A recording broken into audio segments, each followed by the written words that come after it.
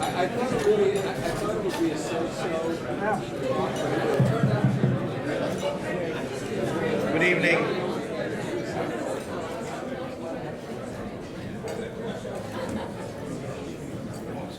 We're trying to start on time. I'm sure there's going to be a lot of questions for our keynote speaker today. Let me introduce myself. My name is Anil Kripalani. I am, for all of 2 days, the TiE San Diego chapter president, and trying to fill the large shoes of Professor Nikhil Varaya, who is right here. Please, Nikhil, stand up and take a bow.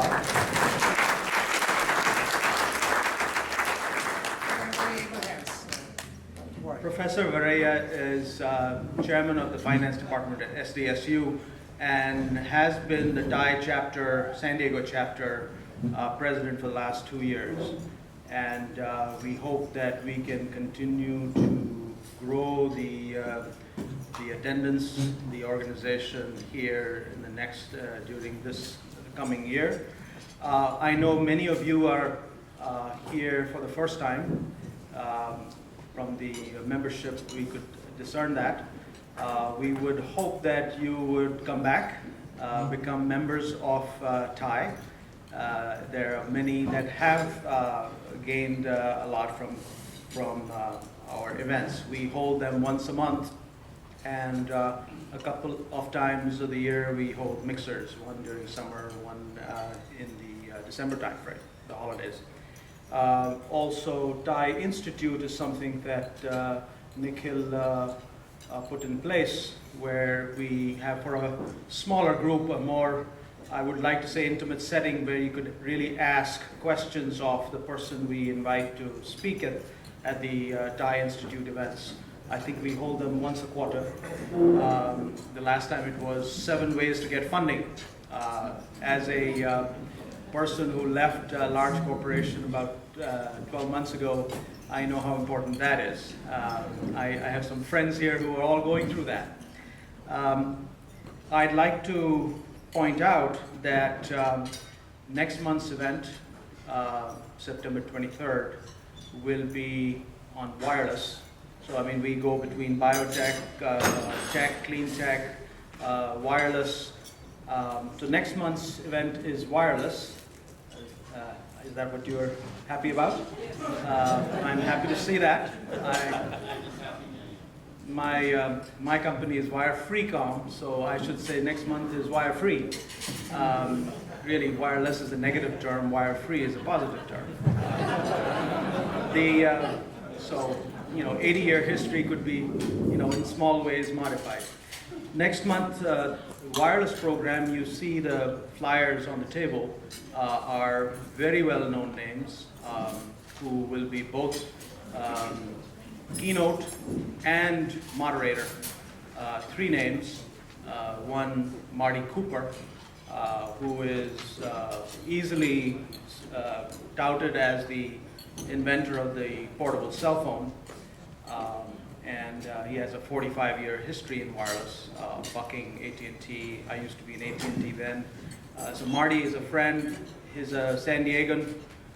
And his better half, just incidentally, is Arlene Harris, who is the founder of a company called Great Call, which offers the Jitterbug service for senior citizens in particular. So there's a lot to be learned from those two.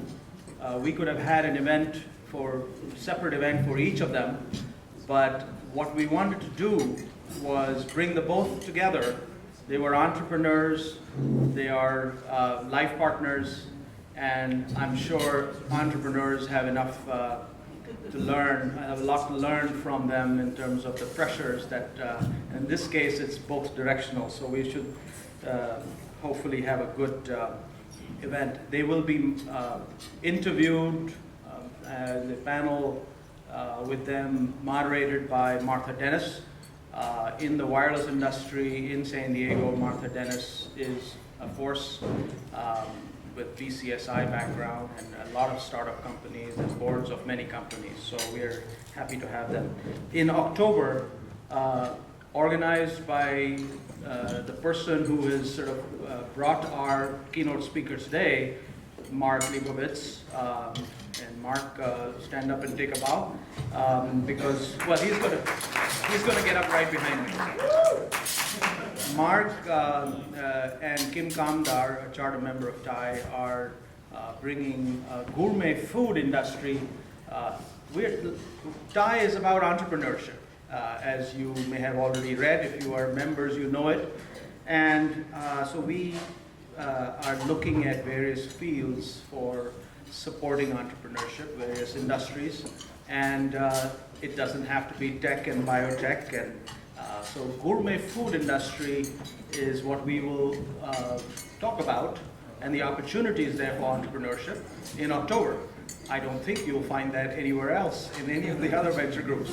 So it should be interesting, I'm sure. Some of you are closet businessmen for business people for the food industry. And the next event after that is going to, again, break a little bit and take us to Cal IT Squared. Cal IT Squared, at first blush, seems to be in the IT space, but really for those of you who have had exposure to this UCSD center, UCSD, UCI Joint Center, they really focus on multidisciplinary directions. Tech connected to psychology, connected to entertainment, connected to a variety of fields, the life sciences, medical, monitoring your health, to public safety and keeping San Diego safe. All of these are connected in some way, and Cal IT2 does it better than anybody else. So Professor Ramesh Rao, who is also a TiE charter member, will be our host for that. And we will not do it here, we will do it in Cal IT. So they will take us through demos of key things. I mean, by the way, every time I'm surprised at what they have gone into. So I would invite you to come. And then in December, we will have our holiday mixer. I've spoken too much already. Let me, without further ado, introduce Mark Leibovitz. Mark will introduce our keynote speaker.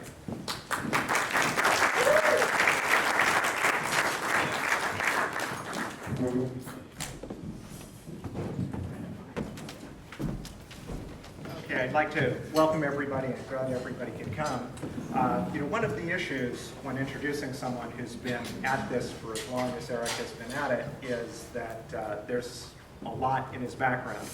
So I'll try to be very brief and let him actually introduce himself as he talks through. But Eric is currently the Vice President of Genomic Research at Synthetic Genomics, which is Craig Vender's company here in San Diego. Eric was instrumental in starting the company. He's also a visiting distinguished scientist at the J. Craig Venter Institute here in San Diego. Prior to Synthetic Genomics, Eric was a Vice President of Scientific Affairs and Molecular Diversity at Diversa Corporation. He was the first employee at Diversa and a founder of Diversa. He was there for over 12 years, holding many positions, running research, and having a major impact on that company. He is also a principal investigator on 4 Department of Energy initiatives for proliferation prevention. He directed Diversa's molecular diversity program, involved in spearheading their metagenomics group. Prior to Diversa, he was a founder at Strategene Cloning Systems here in San Diego. And prior to that, he was in research at the Scripps Research Foundation. He is a National Fellow of the Explorers Club. He is a founding delegate of the E.O. Wilson Biodiversity Foundation.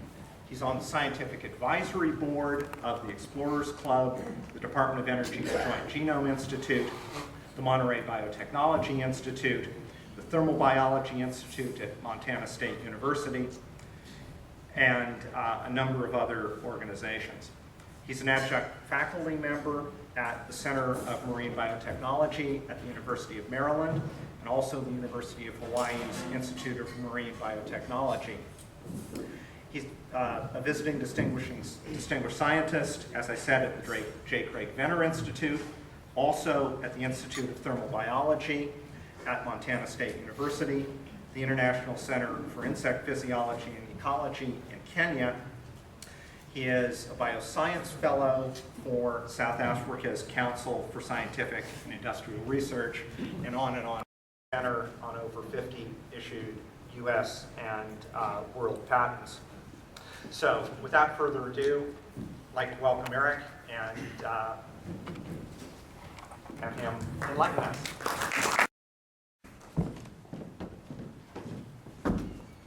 Thank you, Mark, for that over-the-top introduction. I don't have much to say after that there. But I'm really pleased to be here tonight, and I want to thank Neil and Mark and the other organizers for inviting me to speak on behalf of Synthetic Genomics to this very interesting group I just learned about last week, and I'll probably join. But today I'm going to speak to you as actually the sub for Ari Petrino, so I'm your third grade speaker here. There was actually 2 speakers before me coming here, but I hope I can keep you excited with my topic.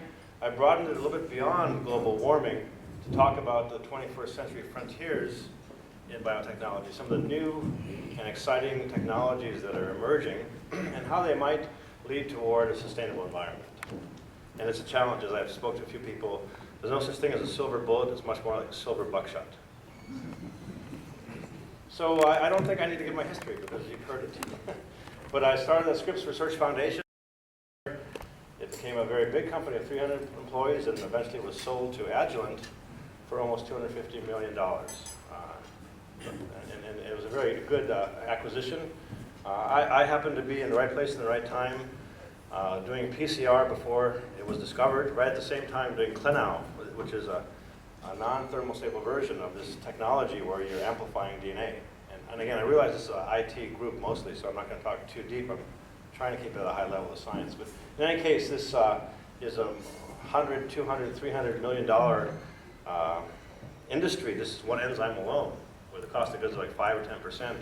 And I happened to, again, discover this enzyme here, PFU, Pyrococcus spherosis polymerase, which grows isolated from an organism that grows at 100 degrees Celsius. And at the time, I thought it was obvious, but it wasn't that obvious. And it actually led to $20 million a year annual sales for the company.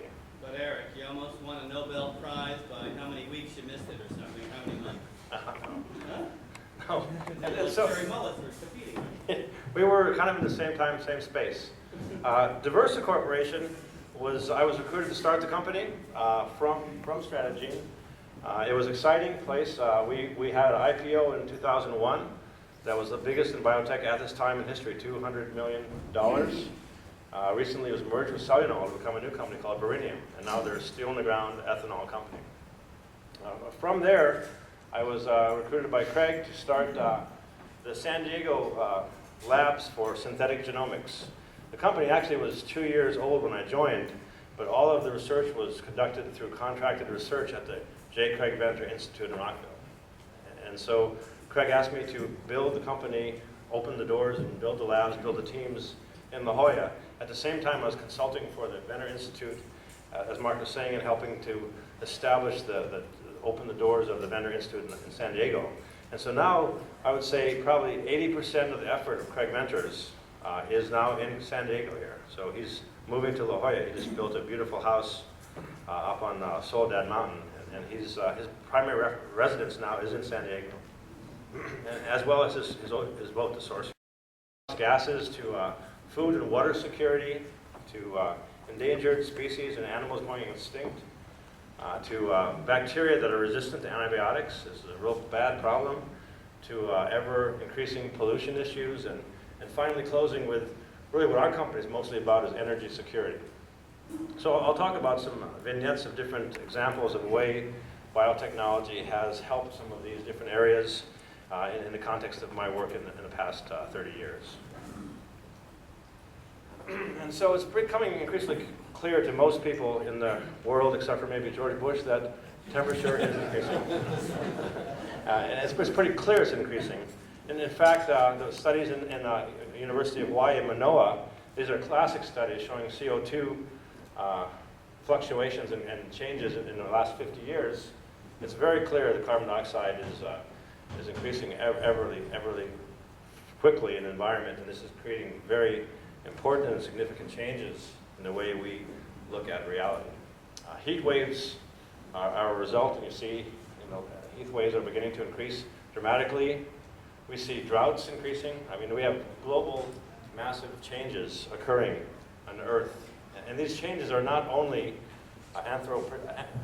natural, but also anthropogenic, and mainly anthropogenic. While you have solar flare-ups and volcanism, a real big problem, one of the biggest problems we have, are greenhouse gases affecting climate change. And the original speaker, Ari Petrinos, he was the head of the Department of Energy's Environmental and Genomics Initiative, and he's actually one of the world experts in climate change. So I really can't do justice to this topic, and this is why I diversified a little bit to other biotechnology topics. But the point is that these greenhouse gases are making fundamental changes that really, even if we stop and continue, even if we can stop altogether today, it's not good enough, because these are long-lasting gases in the environment, and the impact is beyond what we can see. So we really have to look at new paradigms, and hopefully biotechnology can help. And so it's been clear, if you look at the variations in temperature, you can look at the observations of natural, which are, again, solar flare-ups and volcanism, and then you have anthropogenic changes, and they're really dramatic. In fact, it's been calculated that the anthropogenic changes in global warming result in the equivalent of one Christmas light bulb for every 1.6 Christmas light bulbs for every square meter on Earth is the impact that humans have had on global warming in recent times. So it's very serious, and it leads to very serious ramifications. You can see glaciers are melting at unprecedented rates. I don't want to sound like Al Gore here, but I mean, this is bad stuff. You look at it, you see here, you have these glaciers that actually in the last 70 years are almost gone.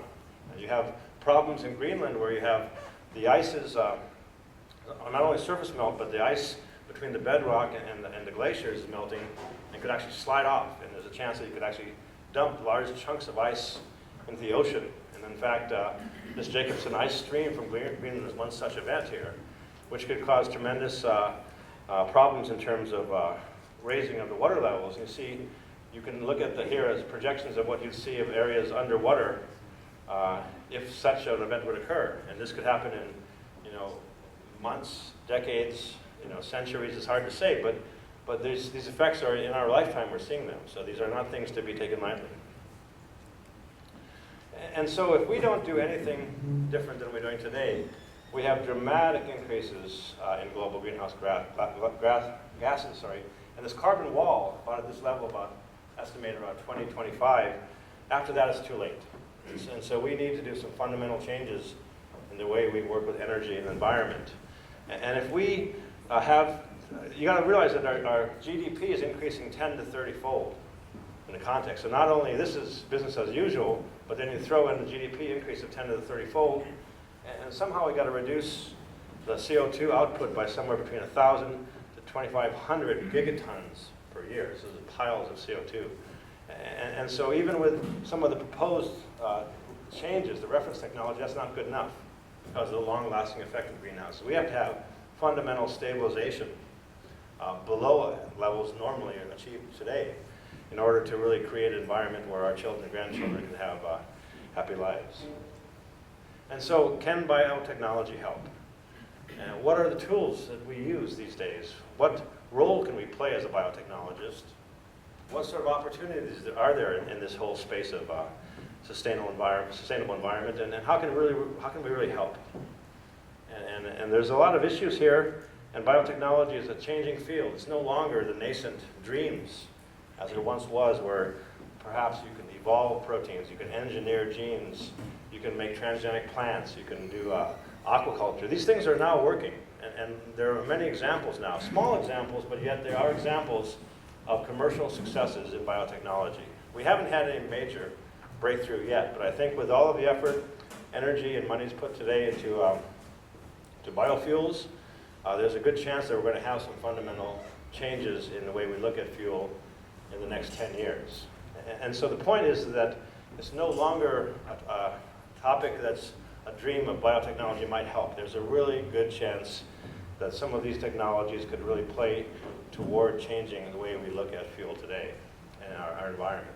So I'm going to talk about some of these and some of the very new technologies that have emerged that might help us in these problems, and some examples of how they actually have helped. And so we're really at the crossroads in biotechnology. For the past 50 years, we've been working on food processing and drug discovery, development of antibiotics. And this is changing to an ag-based world where you work with bioproducts, using sunlight and harnessing plants to capture and fix carbon dioxide to make molecules, fine chemicals, materials, and gases, biofuels. And so it's really powerful to think about harnessing agriculture and the sunlight as a chemical factory, to really use it, as opposed to using feedstocks, sugar, and glycerol, and other things that are valuable and diminishing, or oil. So the idea of trying to understand how sunlight, we think we know about photosynthesis and photosystem 1 and photosystem 2, but really we know very little about how the sun works and how sun energy is captured. So I think a big push in basic science, as Mark said, I'm on the JGI board, Joint Genome Institute, and one of the big questions that Eddie Rubin, the director, was asking was, how can we make a difference? And my point, and I think what resonated, was that we need to understand how photosynthesis really works. And if we can go beyond the 4 or 5%, photovoltaics now in the 22%, I believe. And if we can push this envelope and understand how to capture sunlight's energy, that can make a huge change in our world today. So there's all kinds of opportunities in biotechnology, and I'll touch on a couple of these, from feed and food additives, to fragrances, to paper and pulp, and ways to reduce environmental pollution, biofuels, there's health and nutrition, there's antibiotics and small molecule drugs. There's a whole plethora of areas that biotechnology can actually impact our environment in a positive way. And so first, I'll talk about food security just briefly. This is a real important problem, probably more important than food security is water security. We don't think about this, but it's a very, very important factor. And you've heard about the price of food escalating tremendously, up 40% in the last 9 months.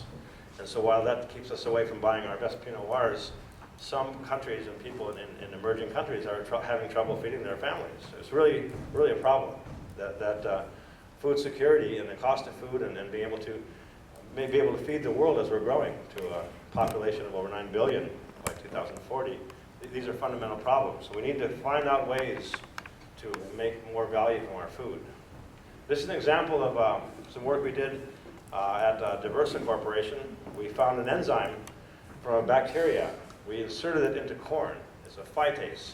It turns out that phosphate in most legumes is kept in a molecule called phytic acid. It's not accessible by monogastric animals like pigs and chickens.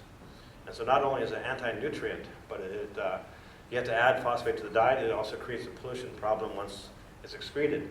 So we discovered an enzyme, a phytase enzyme, that takes the phosphate off phytic acid, improves the nutritional value of animal feed, and in a 23-day growth cycle, we get fat chickens. And so this sort of thing actually physically, fundamentally can help the world when there's something like 25 million chickens a day produced. It's some incredible number. I can't quote me that number, but it's a huge number.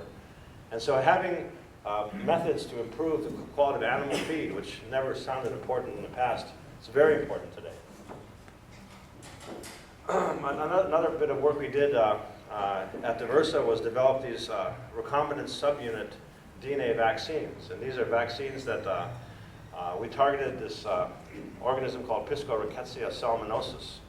And this can destroy over 40% of the salmon crops in Chile, which provide about 35% of the world's salmon. This disease is devastating. Up to 50% of the salmon in these farms is destroyed by this crop, this problem, which enlarges the organs and makes it non-edible.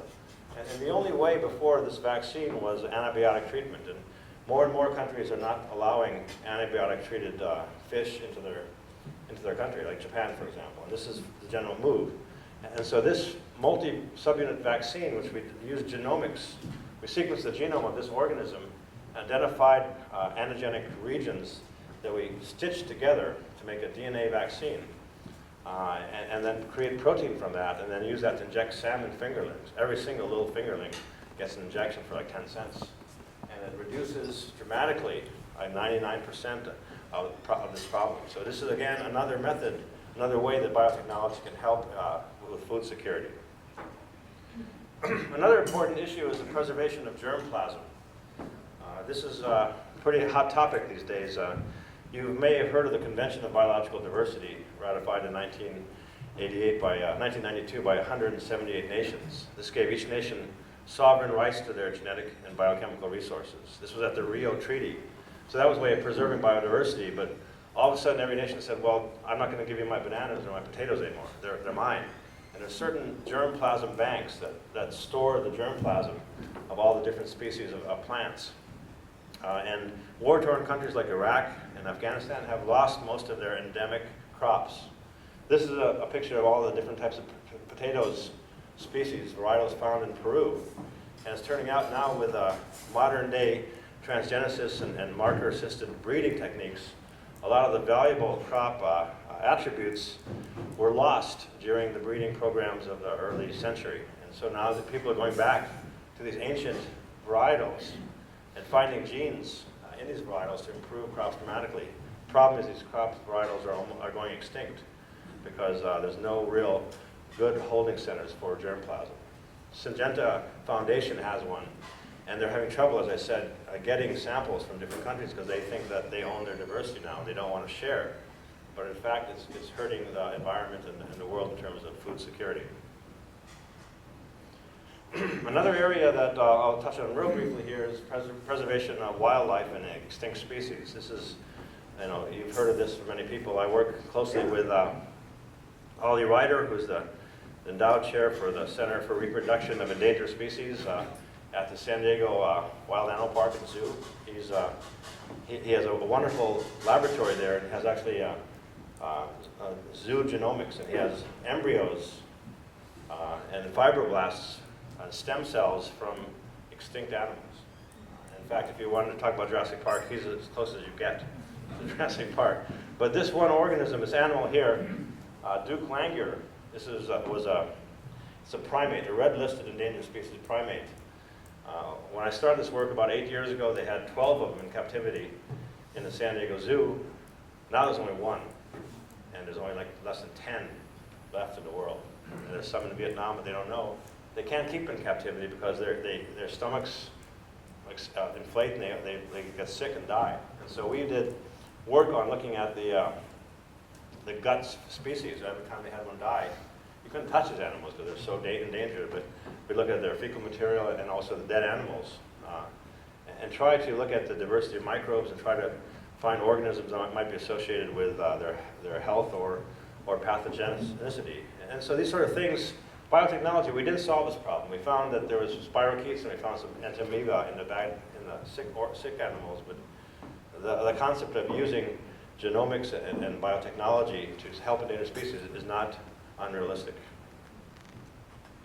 And so when you think about biodiversity, it conjures up images like this one here of a rainforest with a charismatic macrofauna, the plants, animals, and all the diversity, all the large organisms. Biodiversity in the ocean or the jungles is defined as the total variety of life on Earth. That includes genes, species, and ecosystems. And it's a very complex interaction between these components. But what people don't realize is these organisms you see in diversity and you think of in terms of biodiversity represent a very small amount of the genetic diversity on Earth. These are, as I said, the charismatic macrofauna, the plants and animals and birds and fungi, big fungi.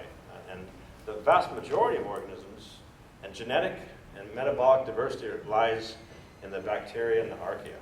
And so there's a huge amount of hidden diversity of the gene pools in these microorganisms that really are the blue-collar workers of the environment. They constitute the majority of the biosphere, and interestingly enough, most of them are not amenable to cultivation. In open ocean seawater, less than 1/10 of 1% of microbes that can be seen morphologically distinct are amenable to cultivation. And even in well-studied environments, even in bioreactors, in fermentation plants, 80% of the microbes in fermentation vessels are not known. So this is we know so little about biodiversity and microbial diversity. And this is one of the topics that we've studied at Synthetic Genomics and try to leverage the genes and the pathways, which I'll talk about a bit later, to develop engineered organisms that have high value and productivity in terms of helping our environment. So if you look at the bacterial world today, we probably, in rough estimates, only know about 50% of the diversity that's out there. 50% of the organisms that we can see using molecular methods, we have no idea what they do.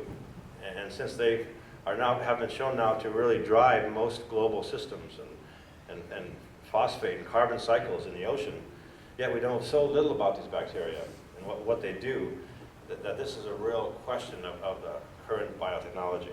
And it's something that could lead to answers. And if you look at microbiology, there hasn't been any breakthroughs in a long time. Probably the last one was over 2 centuries ago, back in Robert Koch, when he developed, him and his technician, Petri, that developed Petri plates in solid media. He was able to actually culture microorganisms in pure culture by having defined media. So this is a huge breakthrough, but we haven't had one since then. And so we developed a method that I'm showing here in this video, if it works, that here, this is a sampling trip in Costa Rica. We're collecting microorganisms, soil containing microorganisms from the jungles in Costa Rica. We bring them to the laboratory, and then we make water extracts of that soil for the media, very dilute extracts. Then we use a series of chemical and mechanical and enzymatic methods to shear bacteria off the matrix and put them in small 50-micron agarose beads. And we put millions of these beads into a column fermenter and then pump this dilute extract from the soil through the fermenter at like 1 mil per day.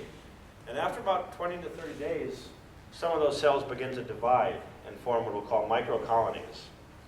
And these microcolonies then can be sorted in a fluorescent activated cell sorter. This is a high-speed device that is interrogated through a small nozzle, interrogated with a laser and put through a magnetic field, and deflects the microcolonies, the beads that have more than one cell in them. The empty ones and single ones are not deflected. And so what happens is you have these micro droplets with microcolonies, put 1 per microtiter plate at very high rates. We can purify and collect more than 10,000 of these per day. So it's a high throughput way to cultivate microorganisms. And it turns out they were able to find huge new diversities of organisms. And this is just a representation of the phylogenetic differences you can find in organisms. And so the concept here is, instead of looking at a bottle, whether it's turbid culture or a colony in a plate, if the cell divides more than twice, we can catch it. And so it's a very sophisticated method to capture microbes and use them for discovery. And so microbes, like the ones using these methods, we can have all kinds of potential applications for these such microbes. This organism here can be used in ocean carbon pumping. We have organisms in the biomass conversion field that can actually take lignocellulosics, convert them into fermentable sugars that can be used for biofuels. Other organisms can take CO2 and make methane. Organisms can produce hydrogen, potentially for vehicles. And there's also organisms that are resistant to 1,000 times more radiation than other organisms that have potential applications in remediation of areas like, for example, the oil sands in Alberta, Canada. They have these tailing ponds, but you might have heard a couple of weeks ago, 500 Canadian fowl landed on them, they all died. I mean, it's a toxic place. And there's a big issue with harvesting of oil sands in much of the world. Some really exciting work with these microbes is performed by Ken Nielsen and Yuri Gorby at the Venter Institute here in San Diego. They've discovered that these organisms, these are Shionella, actually produce nanowires, and these wires conduct electricity. And in fact, here you see them on a graphite electrode. And these long wires, actually, they can pull from oxidized metals, they can pull electrons from the environment. And this is a very powerful, novel method that might be the way all organisms in the environment actually take energy from metals. And it's a very amazing technology. It's still a smoking gun, hasn't been proven yet, but he has shown that these wires are conductive, and they actually have, using scanning tunneling microscopy, they can show electrical conductivity. This is a bundle of these tubes. And so you can use this now. So these organisms can grab electricity from metals. And so what Ken Nielsen did really very uniquely was create a microbial fuel cell. And on one side of the cell, he has these anaerobic Shigella bacteria and actually human waste. And they're oxidizing the human waste, producing protons which migrate across in this direction, and then creating electrons from this that actually are pumping electrons from this fuel cell and being able to have enough energy to drive a little car around his laboratory. And this is being done at the University of California, USC. And he's now working with the Los Angeles City to scale this up to see if they actually can use this in large-scale reactors to reduce waste and produce electricity. If you reverse the strategy of this, you actually can make ultra-purified water in large volumes. So you can either make electricity or water from human waste. And this is a very promising field that is being taken forward at the Mathur Institute. Just shifting gears a bit for another application of microorganisms, and that's in antibiotic-resistant bacteria. This is a real problem. You have organisms that have evolved, mostly in hospitals, that are resistant to our last strongholds of antibiotics. Vancomycin, for example. They have vancomycin-resistant staph and methyl-resistant staph. These are deadly organisms that older people and children, if they get this staph, they could die. There's only 1 or 2 antibiotics left that could save them, and we don't like to use them because they're the last stronghold. And the problem you have is that Big Pharma has no interest in this because they're not selling it. They'd rather sell designer drugs and lifestyle drugs, like Lipitor or Viagra, things they can sell. It doesn't hurt, but it helps people. They're easy to sell, lots of them, and it's no big deal. But if you have a drug that you're not using it only for saving people's lives, it's not really economically exciting. And so this is a real problem today, is looking and fighting this resistance. It's kind of like an arms race against bacteria and antibiotics. And you get resistant bacteria, you get new antibiotics, you get new resistance, and we're losing. So we did some work with the Center for Oceans and Human Health.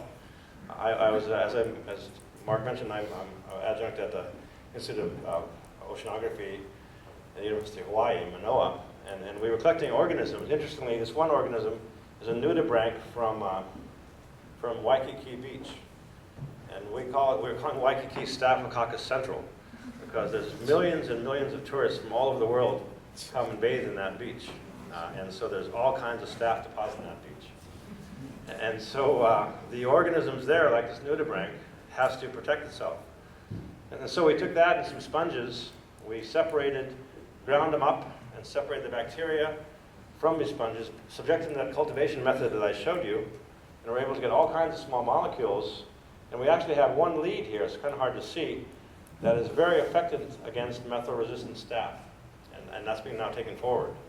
So drug discovery, the whole concept still does work. And it's a matter of picking the right targets and getting, for example, the Department of Energy and national laboratories involved. You can't really rely on big pharma to solve these sort of problems. You need fundamental institutes and government funding to try to help solve these fundamental problems in terms of antibiotic-resistant bacteria. So now I'll move to pollution. And this is a problem we've had for a long time, and it's not getting any much better. I want to focus on one example where we were able to make a little bit of an impact. And this again was at Diversa Corporation, working in the paper and pulp industry. If you look at that industry, for the last 125 years, all of the improvements in performance were due to chemistry. But what they found was, sometime when it's around mid-90s, was that there's no way chemistry is leveled off. Chemistry is done. We've done everything we can in chemistry. In order to make any more fundamental paradigm changes, we need to move to biotechnology. And so this is one of our targets we developed at Diversa when it was around here. And so you look at the pulp industry, their margins are pennies per ton. I mean, it's a tough industry. It's huge volumes, but it's very narrow margins and very tough place to make a business. And then again, you look at the plants. This is a plant here. How can biotechnology help something like this? And how do you do something that can change this? And that's not easy. But if you look closer at how this process works, you get pulp from the environment, goes into a brown stock washer, and it's pressed. And then it's stored in these giant tanks before it's treated with chlorine dioxane, which is a really toxic oxidant. One of the most toxic chemicals on Earth. Millions of tons are used to bleach paper pulp white so you can have white paper to write on and to print on. And so there actually lies opportunity. You could drop in an enzyme right here after this pressing and let it sit in these storage tanks before the dioxane treatment. And this enzyme, if it worked at pH 10 at 90 degrees and actually had activity, the right sort of activity on the xylan substrate, you could actually break up the brown coloring that causes the brown coloring in paper, the different lignocellulosics that are in paper to improve the whiteness without having to use so much chemical. So we went, Mark mentioned I work with the Proliferation Prevention Group. We went with some ex-communists and former bioweapons scientists who we were redirecting their military efforts to help humanity to a place called Kamchatka. This is in the far east, northeastern Siberia. There's only about 3 weeks a year you can go there. It's a very extreme environment. Had to come there by helicopter. Big bears are there. Russian guards for bears. It's a beautiful place though, hot springs and a beautiful place. Well, it wasn't just a fun holiday there. We actually discovered an enzyme there, the xylanase, that worked at pH 10 at 90 degrees from these hot spring volcanoes. We developed high throughput assays to measure the wet paper brightening. Normally there's full-size papers. To measure this, we developed a high throughput, what we call pinky sheets. Here, the little tiny pinky instead of paper hand sheets are pinky sheets because they're very small. We could do 96 per day instead of 2 per day with traditional methods. We brought it through the FDA, and the whole process took 30 months. Compare that to a pharmaceutical timeline, which is 20 years or 15 years. These sort of things, biotechnology to affect the environment. This is biofuels, this is pollution, and these sorts of things can go very quickly. They don't require the regulatory approval that some of these longer-term pharmaceutical drugs happen. And actually, the advertisement they had at Diversa was, how can a volcano improve your bleaching? And in fact, we showed 22% reduction in chlorine dioxide in these treatments. Still, realistically, it's hard to change environment. Even this works, and industry is very conservative. And so I think this is not, it's starting to take on somewhat, but still they've been burned so many times there, it's not a big product, yet it does work. And we need to have these sorts of, as I mentioned before, silver shotgun shrapnel to start picking away at the problems in the world. Now I want to shift to genomics. Genomic revolution has really changed the course of science. At the J. Craig Venter Institute alone, sequencing the first genome, Phacococcus, and then Haemophilus, influenza, and now through 2000, several hundred genomes, and now there's 600 to 800 genomes done. We have a project now where we're doing 50 genomes a week. I mean, we're just cranking through genomes. The cost of sequencing has dropped 4 orders of magnitude. It just changes the way you look at science. And if you look at microbes, in blue are no-culture species, I mentioned that, and there's still huge depth of missing organisms. We know so little about the organism's physiology, and even less about their genomics. So we developed new methods to look at organisms that we can culture some using the methods I showed and others, but yet still many cannot be cultured. So a new technique came out by a guy named Thomas Ishawoy and Roger Laskin at the Venter Institute. Thomas Ishawoy is now in our company, and it's called single-cell genomics. You take a single cell using microcapillaries, recover a single cell from the environment, and isolate the DNA and amplify it, and then sequence the DNA. And this is a video of this technique from a marine environment. Here we're taking one single cell, like a 5-micron pulled needle, pulling out a single cell. This is real-time footage of this device. You actually take a single cell out of an environment, out of culture, and then move it into another vessel.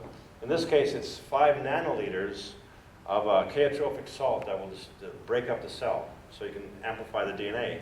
Here you see they're depositing the one cell into this chaotropic agent, and you'll see in a matter of about 20 seconds, the cell dissolves into naked DNA. It is then subjected to a technique called whole genome amplification, where you put in a polymerase and random primers. So you see how it's disappearing. So now you have one genome, one copy, one cell, one genome in the sample that can be amplified and sequenced. And all of a sudden you have the whole genomic information from that organism. You can then go back and understand it with annotating it, understand what it needs to grow, go back and figure out how to grow the organism. And we're doing this in large volumes now at the company. And so we're also now kind of in a new paradigm, and this is sort of getting close to the closing. Not quite, but sort of. And the whole idea is that it's only in the last 10 or 15 years we've realized that microorganisms, everywhere we look at there's life on Earth, there are microorganisms. And they're ubiquitous. And they work in concert. There's communities of microbes. And so 150 years ago, we learned how to isolate microbes in permaculture. Now we're learning how to understand microbes, how they work in a consortium, in a defined assemblage to drive global processes. We've only recently developed the tools. Our tools are now sharp enough to go beyond counting and classifying individual organisms to move toward looking at the environmental organisms as a whole. And this whole area is called metagenomics and metabiology. And so from the studies of single organisms, their biology and genomics, we're moving to the study of consortia of organisms, metabiology and metagenomics. You might have heard this term, metagenomics. It refers to looking at the DNA, the genomic representation of the genes found in an environment. So instead of isolating organisms from the soil of a plant, for example, there's a fake plant, but you can actually take the soil and extract all the DNA from the soil and make a library from all the organisms, the metagenome, and then sequence all of it. In the past, that was way too expensive, but with the new technologies, it's become reasonable. And so doing this, you can start develop an understanding of the metabolic potential of environment. If you haven't, and I'll give you a couple examples, but really the challenge for this generation of scientists are to develop the tools and the platform of approaches, the scientific foundation to really drive this new technology to the next level and understand the community genomics of the environment. And this is a very hot topic, and it's moving with lightning pace. Video here. The strangest life we've come to know, towards new nanolife that has the power to produce clean burning hydrogen, to restore the atmospheric carbon balance, to predict the dramatic events of our world. These filters will capture this new nation of life, only knowable through its genetic code. Every milliliter of seawater has about 1 billion bacteria and over 10 million viruses in it. We found 20,000 new proteins that metabolize hydrogen in one way or another. 20,000. These little creatures are less understood than distant galaxies, yet they form 60 to 90% of all life on our own home planet. They are the chemists in control of our planet's vital functions. The source of their power? Their genetic code. Craig's vision is describing global diversity of the microbial gene pool. With a protocol of one sample every 200 miles, he hopes to continue south to the Panama Canal. The crew will explore the waters of Cocos Island in the eastern Pacific, then the Galapagos, the world's most famous natural laboratory for understanding the mechanism of life. A long passage across the South Pacific will take them to Australia, where they'll sample off the Great Barrier Reef. Then into the Indian Ocean, to the Seychelles, around Africa's Cape of Good Hope, and north through the Atlantic to home. The living mechanisms of microbes can address some of the energy and pollution problems the world faces. After all, it is the stored energy within life of many years ago that's become the fossil fuel reserves driving world economies today. A biological alternative to oil and natural gas has huge potential. Each year, the plant life on land captures and stores 7 times more energy than is released in 1 year of burning fossil fuels. And ocean life certainly captures even more, though no one knows yet how much. In the future, each station could have its own hydrogen production tank out back, bubbling away hydrogen, much like bakers grow bread yeast.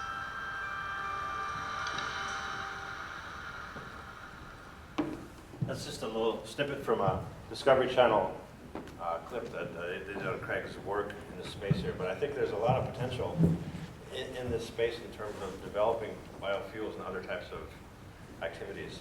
So as the video suggests, Craig did follow the Darwin's passage around the same tour that Darwin did on his 100-foot sailboat, sampling every 200 miles. Some of this work was published from the first quarter in PLOS about 8 months ago, maybe more a year ago now, and I think the second set is being published very soon. He now has discovered over 20 million genes from this discovery. This is about 4 times what was found in GenBank.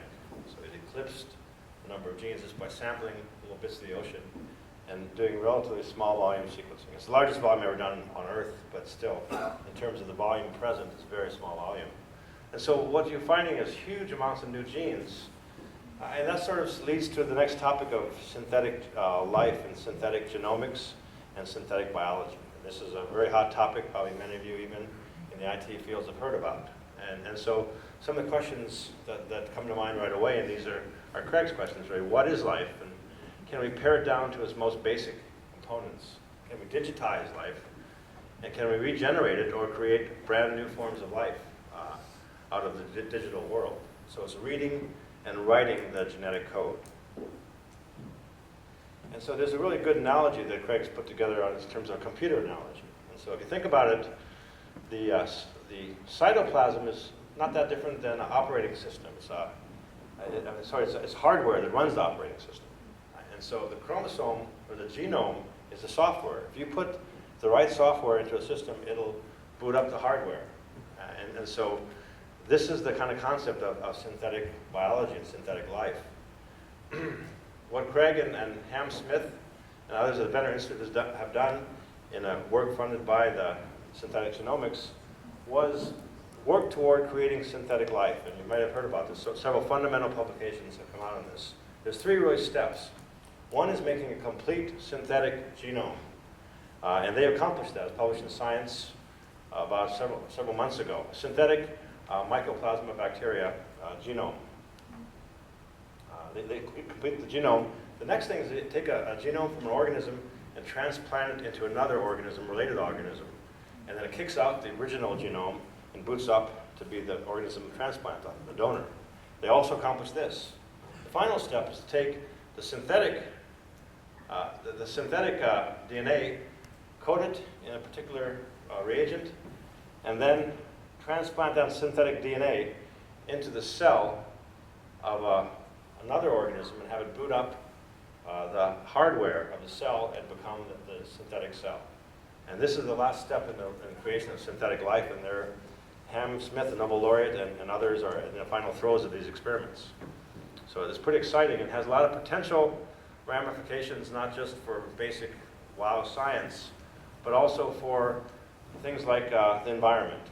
I talked briefly about some of the issues in population growth. You see we're approaching 9 billion in 2040. We're using electricity to really huge amounts. Energy consumption and CO2 emissions, this is all very significant factors. And so this has sort of led us led Craig to build this company, Synthetic Genomics, and really dig into synthetic biology and figure out ways that we can use synthetic biology to generate organisms and engineer organisms and create synthetic organisms that can really have fundamentally improved processes to help in these global solutions in energy and environment. And so some of the areas we're working on is hydrocarbon recovery. We have a large program with the global company BP. They were British Petroleum, now they're Beyond Petroleum. It's no longer British Petroleum. And so we have a program working on microbially enhanced hydrocarbon recovery. And the whole idea of using microorganisms to improve the production of coal bed methane, for example, or improve the recovery of oil sands, or reduce the environmental toxins produced by oil sand recovery, or strip mining. Being able to upgrade oils. All of the sweet oils, the low viscosity, high quality oils are gone. What's left on accessible for traditional methods is heavy oils that are really hard to pump, hard to process, and not worth as much. And so microbes can dramatically improve the quality of these oils by breaking down the aromatic hydrocarbons, by sequestering vanadium and sulfur. They can reduce the viscosity and the purity, improve the purity of those oils. In the coal bed methane business, which we have a lot of work in, it's really interesting. And what you have is in Durango, in the San Juan Basin, about 9% of the United States natural gas comes from this basin. This is from coal bed methane wells. They drill holes down to find these coal seams, and there's a series of microorganisms that live there that are endemic to those environments that transform coal into methane. And you think about coal is essentially pressurized, mummified, heat-treated swamp material, swamp plants. Over millions of years, it becomes coal. First peat, and then low-grade coal, finally subbituminous coal, and then anthracite. Well, it turns out that this coal seams, they're called, they're associated with these microbial consortia. The first set of microbes are hydrolytic bacteria that can actually attack the hydrocarbon moieties in the coal, strip off electrons, and create organic acids and polymers. You then have a series of fermentative organisms that take those polymers and make them into organic acids and other small molecules, which then are processed by syntrophic bacteria, which convert the organic acids into hydrogen and CO2, which then are converted by methanogens into methane. And so we're undergoing a major study using genomics, metagenomics, cultivation, microbiology, physiology, biochemistry, and analytical chemistry, all in the context of BP engineers, to really understand and get a fundamental understanding of this whole coal bed methane process and how we can develop methods to stimulate and elicit improvement in methane production. That's just one example of how these things work. So it's very deep, fundamental science, but the big picture is understanding how microbes transform coal into methane so we could do this at a much more efficient rate. We're also working on synthetic genomics on next generation biofuels beyond ethanol, and also harvesting sunlight, as I mentioned at the beginning, to fix CO2 and really reduce the greenhouse gases, and at the same time make valuable fuels. Looking at biochemicals, water quality, and finally we have a pretty large genomics plant genomics program where we sequence the oil palm genome. We're now looking at jatropha. Jatropha is a non-food crop, non-edible crop that grows on very marginal land and is a real interesting source for potential oils. It is a seed to fruit in 3 months, fairly small genome, 500 megabases, and it's a perfect candidate for transgenesis to create a crop that is very efficient in the right types of oils that could be used directly as biodiesel. And really the goal is to take this to the 4th generation, where, as I mentioned at the beginning, you really work with sunlight and fixing CO2. So you're reversing the greenhouse process to make these biofuels. Another point you hear a lot about are lignocellulosics. So it's becoming clear to most people that using food crops for biofuels is probably not a good idea. You have large companies, ADMs and Cargills, that are playing futures, and they sell for oil or for food, depending on the market. And this is not a good idea, particularly with the issues in food security I touched on briefly before. But then you move to lignocellulosics. These are the more complex materials found in, for example, hardwoods, grasses, municipal wastes, and crop residues. These are recalcitrant. These are the lignins that form coal, and hemicelluloses and cellulose. And these are hard to break down. Nature has evolved these molecules to protect the starches and other sweet materials, food materials. And so how would you go about attacking these organisms? And I'll close with a little vignette we published in Nature last year, and that is working on termites. It turns out termites can eat wood and in a 24-hour residence time convert it to fermentable sugars. So it's an extremely interesting process. They turn out that they make 2% of global CO2 emissions and 4% of methane emissions. So these are biochemical factories in termites. It turns out that the vast majority of these processes are driven by microbes and protozoans living in the termites' hindguts. Only recently they found, about 5 years ago, that termites have a salivary cellulase, like we have salivary amylase in our saliva to break down amylose. They have a cellulase that starts to break down the wood particles cellulose. but they're full of microbes in their hindgut that do these processes. And here's a video of some of the organisms found in the hindgut. These symbionts collectively are an assemblage that actually secrete all of the essential enzymes and cofactors required to turn cellulosics into sugars. And so really, if you're going after these sort of projects, you'd like to ask what nature does first and try to mimic or recover those molecules from nature, not create them from scratch. So we were working on bagasse. The bagasse is the residue from sugarcane, and we were with our laboratory in Costa Rica. This is one of our scientists. And this is a cane farmer, and here he is in his sugarcane farm, and this is a giant termite mound. If you look closer, you see this is writhing with termites. And this guy here says, take all you want, just take it, get it out of here. So we took it. And what we did is you take this is the gut of a termite. These are big American termites. The termites in Costa Rica are very little small ones. There's nuances because the small ones are higher termites. They've evolved to remove the protozoans and other larger grazers in their guts. And those are huge genomes. You can't do genomics. It's just too complicated. The higher termites have evolved so that they have nothing but microbes, only bacteria. But they're very small.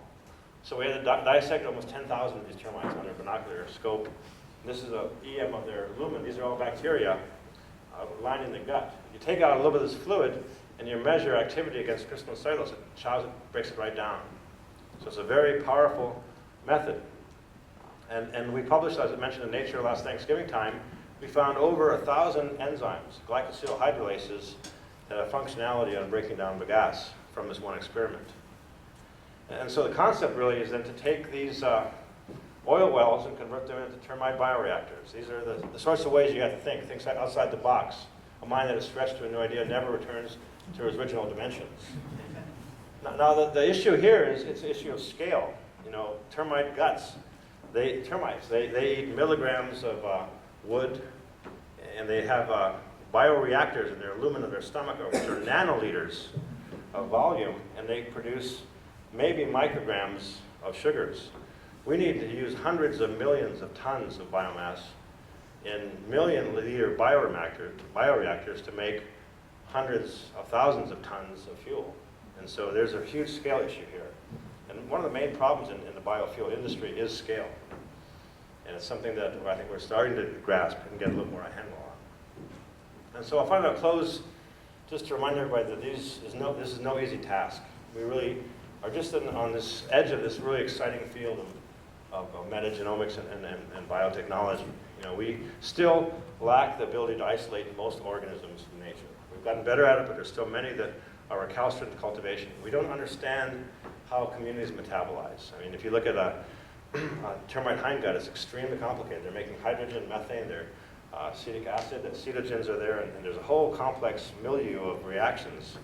We don't understand these systems. More and more it's starting to come out with more case studies. So this is really important. The other issue is that in genomics, the ability to assign function to a gene lags very far behind gene sequencing. And so functional genomics and understanding, annotating genomes, understanding functional activities is something we ought to put much more work toward. But as we move forward in this field, we'll learn how these billions of genes and millions of proteins, how they work in concert to affect our biosphere and how we could use those organisms, those biomolecules, to improve our environment. With that, I'll say thank you.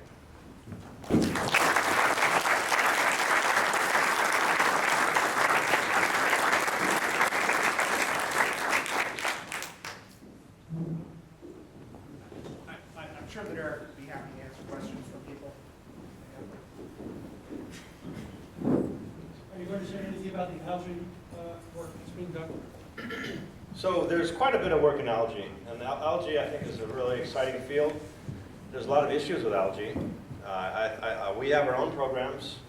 The challenges you hear about are open ponds versus bioreactors. Algae, one of the problems we have is that most of the ones that people are using in production strains are not amenable to engineering. So you can engineer the bioreactors, but really to get the hit, you need to engineer the organism to really optimize the production of the hydrocarbons or lipids. The flip side is if you have open ponds, you can't really use GMOs today, and there's all kinds of issues with contamination. The other point is that algae can only grow 15 centimeters or so deep, and then after that the sunlight can't penetrate and create the reaction. You also have biomass that accumulates. So I think algae clearly is one of the, or several of the shrapnels in this silver bullet, silver buckshot. I think it's a very interesting field. There's a lot of work that needs to be done. I think companies like Sapphire are doing some very good work. Steve Mayfield. You need people like these that are doing the fundamental biology, understanding expression, gene expression in algae, and these sorts of tools, and developing transgenesis. I think real problem is that most of the production strains that have interesting lipid characteristics are not amenable to transformation and engineering. And so that's, to me, one of the issues. There's a bunch of other stuff I would like to say, but it's one of the topics that, if you notice, I didn't really talk too much about what we do, and we don't talk too much about what we do. First, as a resident of Coronado, where the highest spot is about 20 feet above sea level, you talked about the ocean rising. How much is the Pacific going to go up, and what time frame? I mean, based on our current, where we're going right now. No, I think that's a $100 million question. I mean, this surface waters in Greenland scare me to death. I mean, you think about this. There's actually like a frictionless plane underneath this giant ice blocks, and there's solid bedrock, and there's liquid between the ice sheet and it could all slough off. And the estimates are anywhere from years to decades to hundreds of years, and people don't know, but you have examples now of these sorts of events occurring. And so it's really, it's pretty scary. There's other things too. If you've listened to Al Gore's movie about these conveyor belts that keep England and Europe unseasonably warm because of the movement of the waters. And those, if this conveyor slows down from moving from the equator down and up, the water sinks down, and it has warm water hitting toward the English coast. If this changes, you could have ice ages happening in Europe, and that's probably more of a immediate threat than losing Coronado.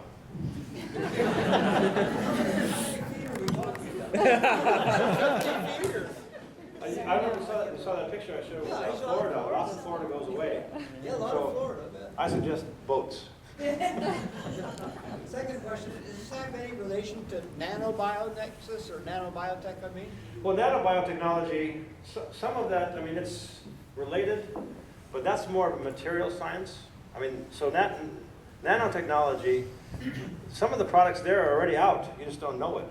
For example, they have these ties where you can spill wine on, and they don't hold stain because they have actually coated all of the cotton with nano material that makes it totally hydrophobic.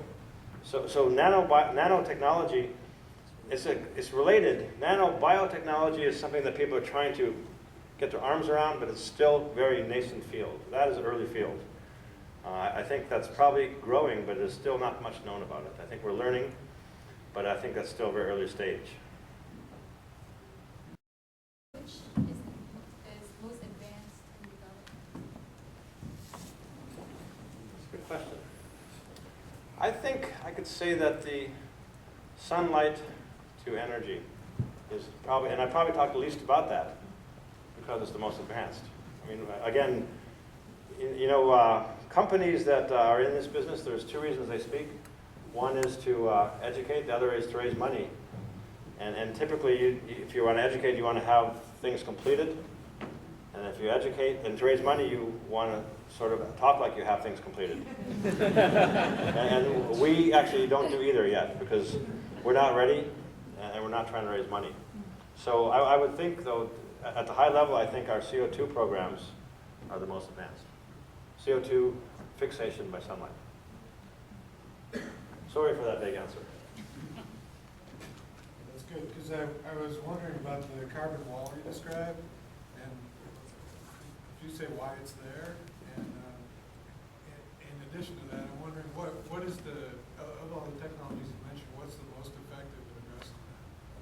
So the problem you have is being able to reverse this whole greenhouse gas, not stop it, actually go negative.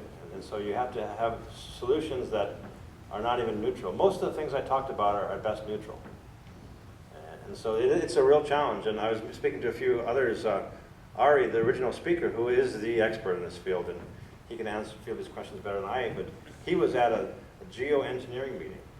And this meeting was put together by some very serious scientists to talk about what if nothing works. We got to think about putting reflectors in the sky and doing planetary level engineering to reverse greenhouse gases.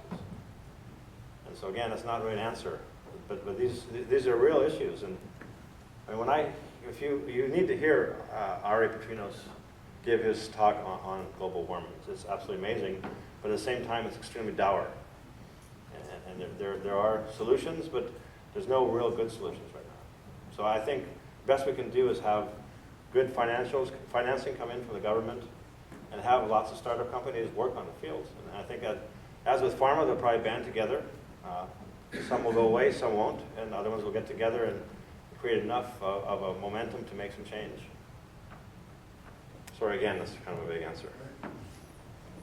Yes? It seemed like a lot of ideas which kind of address the energy problem, and I realize that there can be millions of models, but really what puts into motion is the economics of it. Is that a topic that's accurately addressed in biotechnology, like ideas of, technology, developing energy, doing energy conversion? Is the aspect of the economics aspect of the scalability being addressed currently? I think it's fundamental to any company working in this area. What is the fuel density? What is the cost for fuel? What are the economics? How do you scale up? These are all fundamental, really important questions. And this is one of the areas where algae seems to always lose.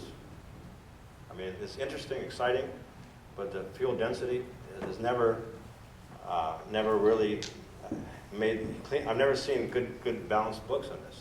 Companies can raise money. And one of the good things, I'll give a plug for our company, is that Craig Venter, he doesn't like to fail on anything he does. He's not in it for the money. Ari's not in it for the money. We want to really make a change. That's part of the reason I'm in this company, is because the leaders of this company want to make a change, not just make money. And so I think it's a matter of really shaking the tree hard, pressure testing it, and how can you change those economics. It helps a lot when oil goes up. When my gas takes $80 to fill up my tank, so in some ways I hate it, in some ways I like it. Because I think it's going to be, and the other point I think is that in order for economics to work, you almost have to have a portfolio.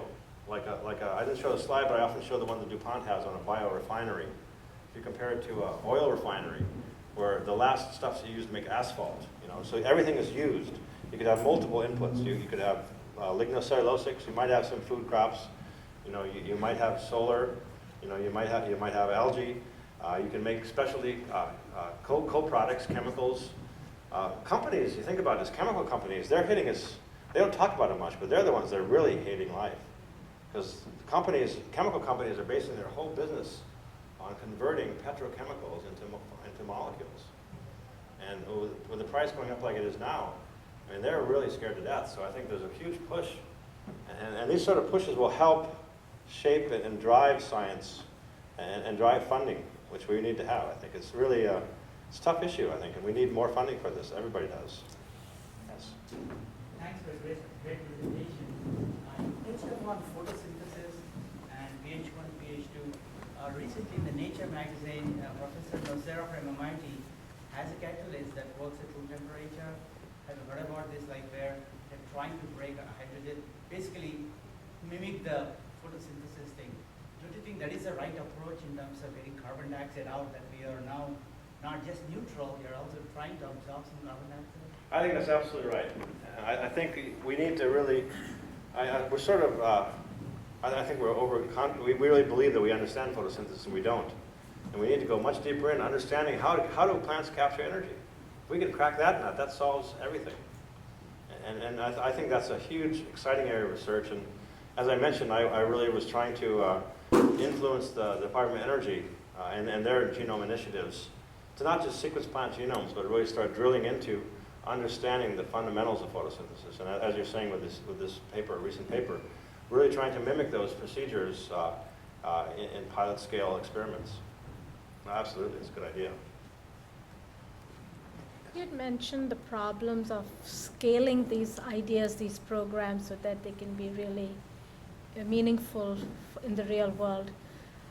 What do you need to be able to do a scale up for a program that you think will be reasonably successful? How do you go about doing that in the time frames that we need to work that? Yeah, so there's a big push, and people like Amit could probably answer this better than me, but process engineers, process development, moving from laboratory scale and pilot scale 50 to 500 liter reactors, that's not even scratching the bucket. These are trillions of barrels of oil we're talking about. So if you want to impact that number, it's huge. In fact, I chaired a session in the Bio in Hawaii, I think about a year and a half ago, and I asked a question that kind of became a theme through the meeting, and that is, where are we going to ferment all this stuff? I mean, it's a huge amount of material, huge amount. And one of the solutions people said was, well, when all the ethanol companies go under, those fermenters will be available. I don't know if that's the case or not, but I think there's a real challenge. And the other thing is almost every fermentation engineer makes stuff that doesn't explode. I mean, everything you're fermenting is explosive. So this, I mean, you don't find, we've interviewed people, and also how do you make an explosive biofuel by a bacteria? How do you capture it and make it in hundreds of tons? I mean, there's some serious challenges here. And I don't think that has really been addressed at this point.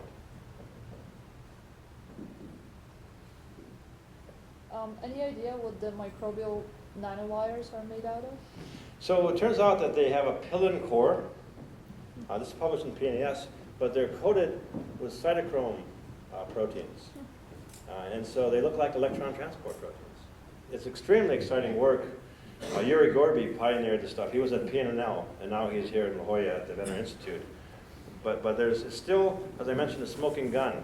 They've shown electrical conductivity across the wire, but they've never shown yet actual electrons being pulled from the organism. It's very interesting, though. What he believes is they're cooperative.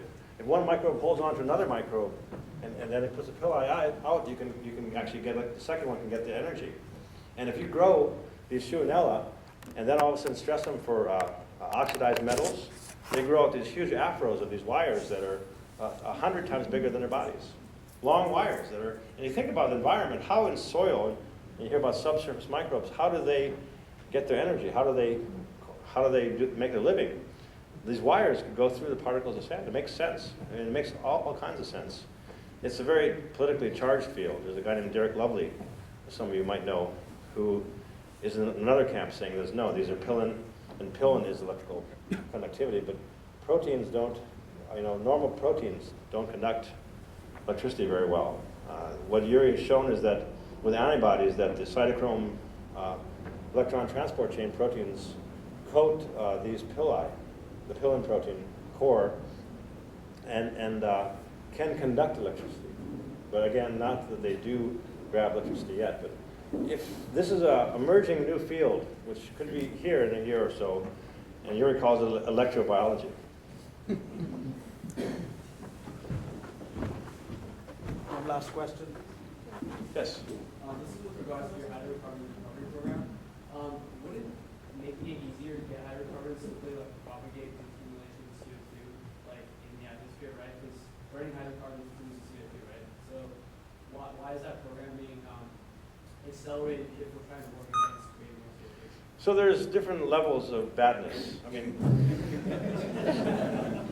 you burn coal, that's really bad.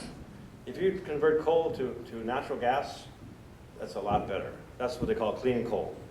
And so right now in China, they're burning a lot of coal, and that's creating loads and loads of CO2 and really bad stuff.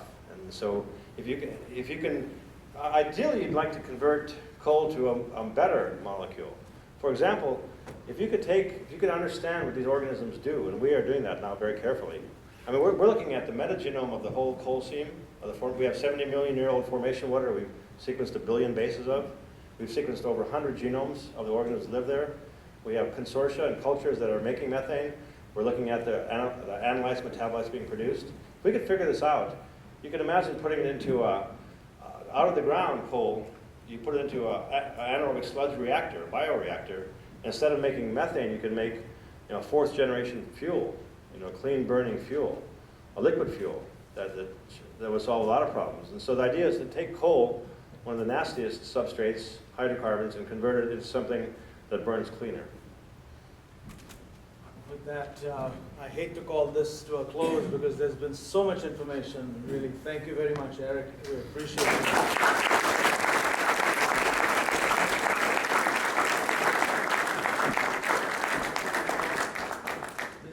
Small token from us, from TiE, to appreciate your time, your information, and the absolute fascinating subject here. Thank you very much.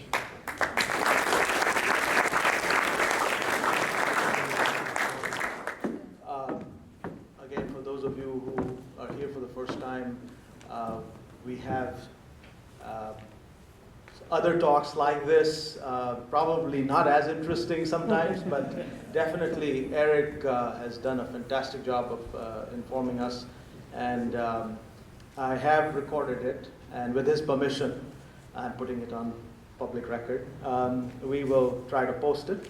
That'll be a first for us. In terms of the future events, I hope you will come back.